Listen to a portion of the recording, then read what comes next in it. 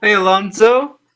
Hey, So this fight was announced pretty recently. When did they first reach out to you about it? Thursday. They reached out to me, and I I mean, said yes Thursday. obviously, I don't gotta tell you that is very, very short notice. I mean, can you just explain preparing and just getting everything together in that span? Yeah, I've been training already since my last fight, for some time now. So to get the call on Thursday, it was no brainer for me. I was like, I'm ready. This is your second fight of the pandemic. Have you approached anything differently going into fight week to make it smoother for yourself after the experience of the first one? Yeah, yeah, I did. I came in a lot lighter. Um, Worked on the cardio, so this weight cut would be super easy, and I won't feel like I felt last fight. So your last fight, it was the first loss of your career. Everyone talks about, you learn more from them and this and that. When you went back to the gym, what did you take from that last one to make yourself a better fighter? Work harder. you know, uh, Build a gym, in case the gyms do close around, so that I can keep working hard. That's pretty much what I learned. Was the lack of a gym opening, was it more stressful on you for the last fight? Yeah, for us crawling, climbing up on a ladder in the UFC, yeah, it's pretty challenging. So, I saw that though. So now I don't have to worry about gyms closing. Also, were you able to bring, obviously, the structure is one thing. Were you able to get more people around you, coaches and training partners, to help prepare for this one around? Right? Yes, we have a circle of good people training around the clock, Mondays through Saturdays.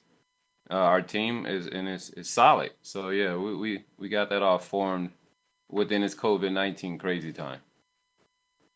My final question: what does OSP bring that makes him a dangerous opponent? Um, I guess he's a veteran. Uh, he got a lot of experience. Besides that, it'll be a bombs away for me and a fun fight. I look forward to it. As a guy who's gonna be fighting him, he's obviously known for things like the Von Flue choke. Do you watch that? And like, is that something in camp that you talk about? Like, no matter what, he's not gonna be a guy. He's not gonna catch me in this thing, no matter how this fight is going. Right. I'm definitely like anti Von Flute.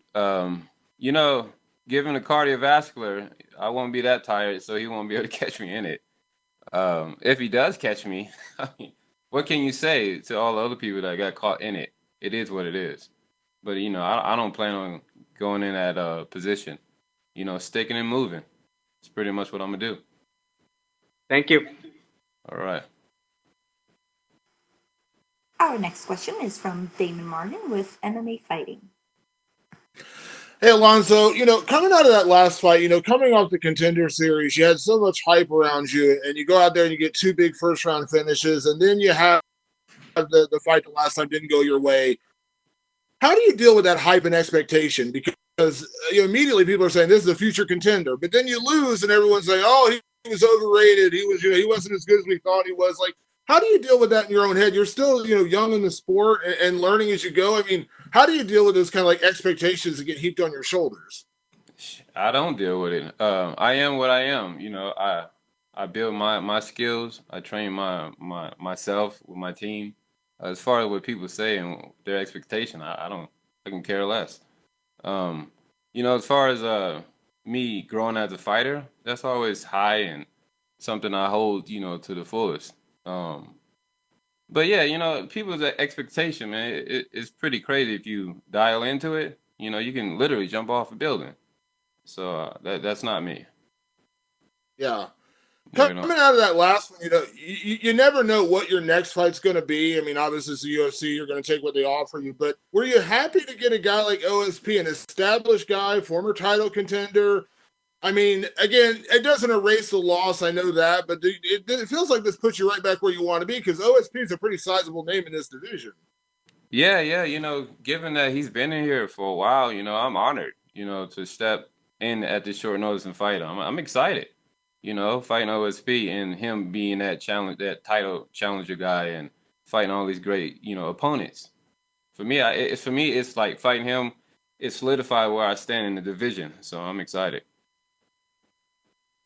As I mentioned, you have a lot of dominant finishes out there, and OSP is one of those guys. Again, he's been in there with the very best in the world. Went 5 rounds with John Jones, things like that. What would it mean to you to go out there and get a finish over a guy like OSP, who again has literally faced the best of the best in this division? Right. It'll basically say what I've been saying. I'll be a top dog. Taking him out means that's where I belong. So rank me. And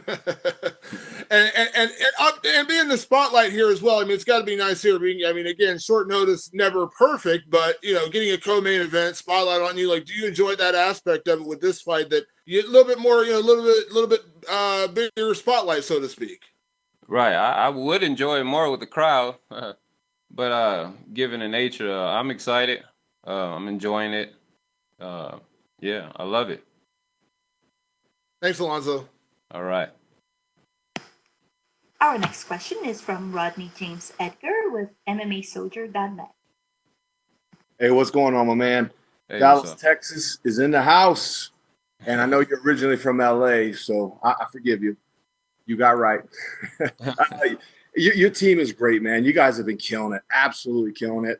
So many good fighters out of there, and man, really looking forward to this one. Your last fight was amazing. Got to say, man, that fade is fantastic. Where are you finding a barbershop open nowadays? It's hard to get into the barbershop. Right. Tristan, man, over there in Texas, man. I searched up and down in Texas, and I found him. After about 3 years, and he cuts me up, real nice. All right. Well, if you're ever in San Antonio for a fight and I'm there, I will show you the best place in Texas. Anyway, okay. All right. So let's talk fights. All right, man. Yeah. So first of all, I was talking to OSP earlier, and I'm like, the recipe for this matchup is pretty interesting because you have two former NCAA linebackers who are going to get in there, and both of you have that one-punch knockout power. So I think this fight on paper automatically just, it lends itself to probably not going the distance. What do you think?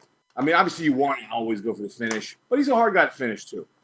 Right. He's been in a fight where he gets cracked, man, and he keeps going. So my expectation for that is a 3-round war if necessary. But yeah, if it stops early, with me being the victor, I'm okay with that. Yeah, and I mean, you had a 3-round war the last time out, and it was pretty. Like I said, it was a great fight. A great fight against another up and comer, and here we go again. So I mean, again, does it do anything for you mentally? I mean, as I know, as an athlete, right? You came from football. Anytime that you walk away from a game and the team lost, it's devastating. It's a horrible feeling. But then with fighting, it's just you in there. What does it feel like to experience that for the first time? I don't know. I guess my mindset, it is what it is. I just got back on the horse, trained, worked out even harder, trained harder on my skills. As far as what happened to me in June 6th, dropping the ball, that's what I called it. I've just been working, so I won't drop the ball next time. So it'll be a fun and exciting fight. Of that, I am sure. I will see you on Saturday, my friend. Best of luck to you, and thanks for your time. Thank you. That's all we have for you today, Alonzo. Thank you. All right, cool.